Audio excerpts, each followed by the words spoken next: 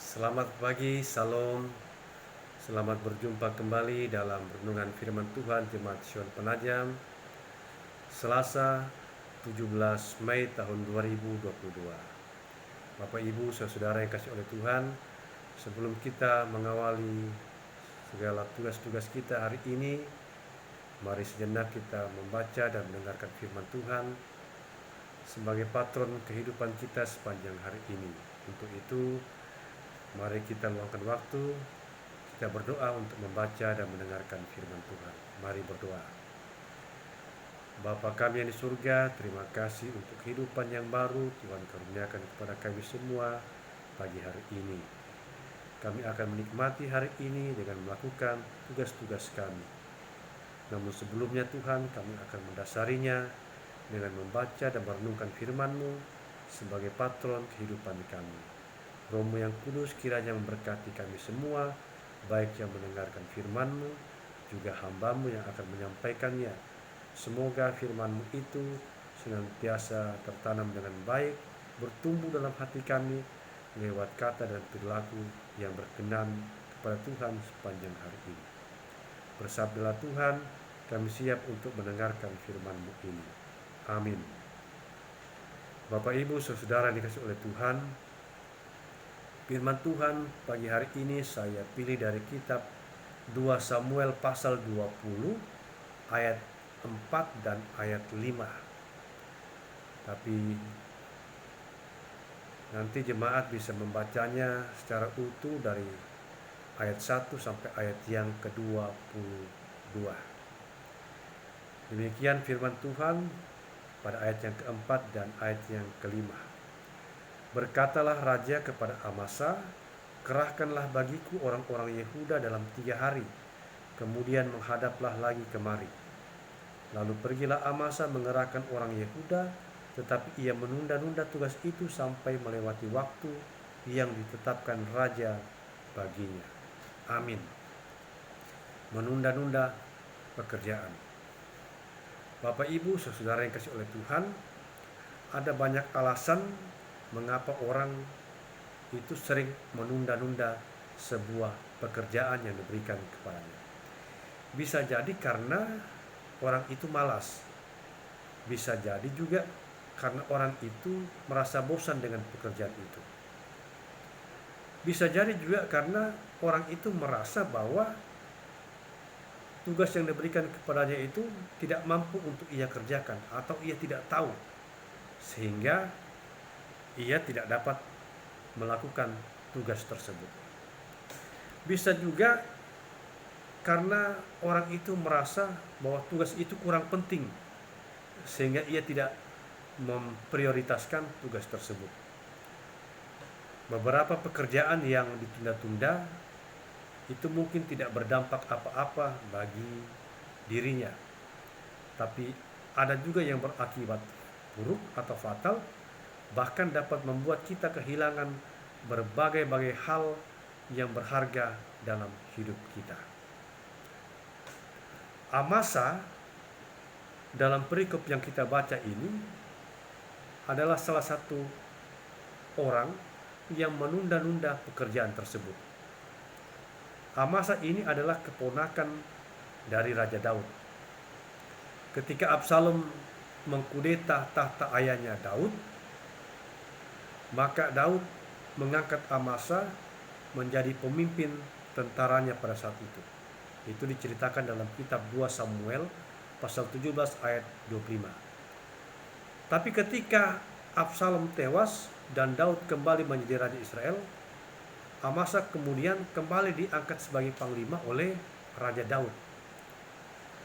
Tidak lama kemudian setelah Raja Daud kembali menjadi raja dan Amasa menjadi panglima tentara, terjadi pemberontakan yang dipimpin oleh Seba. Bisa kita baca secara utuh dalam pasal 20 ayat 1 sampai 22 ini. Seba melakukan pemberontakan terhadap Raja Daud. Kemudian Raja Daud memerintahkan supaya Amasa memimpin orang-orang Yehuda untuk menangkap Seba dalam waktu 3 hari, lalu menghadap raja. Tapi apa yang terjadi? Amasa pergi dan ia menunda-nunda tugas itu hingga lewat batas waktu yang diberikan kepadanya. Sang Raja Daud pun kemudian mengalihkan tugas itu kepada orang lain. Nah, Bapak Ibu yang dikasih oleh Tuhan, salah satu pemimpin Daud pada saat itu yang bernama Yoab melihat dan menganggap bahwa penunda-nundaan pekerjaan tugas yang dilakukan oleh Amasa kepada Raja Daud itu merupakan sebuah bentuk perilaku yang tidak menghormati Raja Daud. Yoab menganggap bahwa Amasa itu sudah melecehkan Raja Daud, tidak lagi menghargai tugas yang diberikan oleh Raja Daud. Akhirnya Yoab itu membunuh Amasa, kemudian dia membereskan pemberontakan yang dilakukan oleh Seba itu. Nah, dari sini Bapak Ibu kita bisa belajar bahwa kisah Amasa ini mengingatkan kita untuk tidak menunda-nunda mengerjakan suatu tugas yang penting yang diberikan kepada kita. Mengapa? Karena bisa saja akibatnya fatal, seperti yang dialami oleh Amasa ini. Untuk itu kita harus berpikir secara bijaksana, terus belajar untuk menetapkan yang mana tugas yang prioritas, yang mana yang menjadi skala prioritas untuk kita lakukan, dan yang mana yang bisa kita tunda-tunda. Agar apa? Agar kita tidak mengalami berbagai akibat buruk yang dapat menimpa kehidupan kita, seperti yang dialami oleh Amasa ini.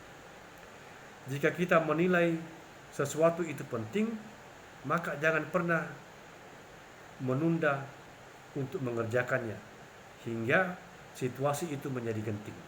Kalau bisa dikerjakan, kita kerjakan secepat mungkin. Dan ini juga bisa mendatangkan kebaikan bagi diri kita. Kita dihargai, dihormati oleh orang yang memberikan tugas kepada kita, dan sebaliknya jika kita tidak melakukan tugas itu, maka kita sama saja tidak menghormati orang yang sudah memberikan tugas itu.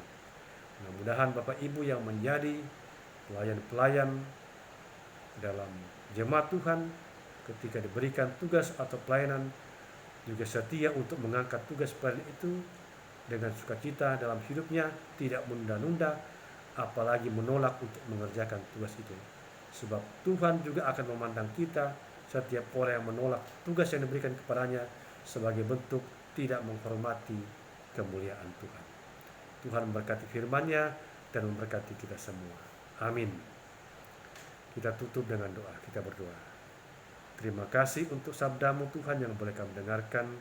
Semoga kami dibaharui untuk terus mengangkat tugas pelayanan di tengah kehidupan kami, pekerjaan yang Tuhan berikan kepada kami dengan sungguh-sungguh, dengan takut kepada Tuhan, sebagai bentuk rasa syukur kami kepada Tuhan yang sudah memberikan tugas-tugas tersebut dalam hidup kami. Bapa di surga, berkati kami sepanjang hari ini. Semoga apa yang kami kerjakan dan usahakan bersama dengan jemaat-Mu kiranya boleh berguna, berkenan di hadapan Tuhan. Kami berdoa untuk jemaat Tuhan yang bersyukur hari ini. Tuhan kiranya sempurnakan sukacita mereka, dan semoga jemaat Tuhan yang mengalami pergumulan, Tuhan berikan kelegaan, yang sakit Tuhan beri melawat dan menyatakan kesembuhan kepada mereka. Juga berdoa buat hamba-Mu Ibu Pendeta bersama rombongan pendeta-pendeta sekelas Kaltim Balikpapan akan berangkat hari ini ke Makassar melakukan tugas konvensi pendeta segereja Toraja. Tuhan berkati, Tuhan lindungi, semoga boleh tiba dengan selamat. Bapa di surga, kami serahkan hidup kami hari ini ke dalam tangan Tuhan. Semoga Tuhan senantiasa menolong dan menyertai kami semua.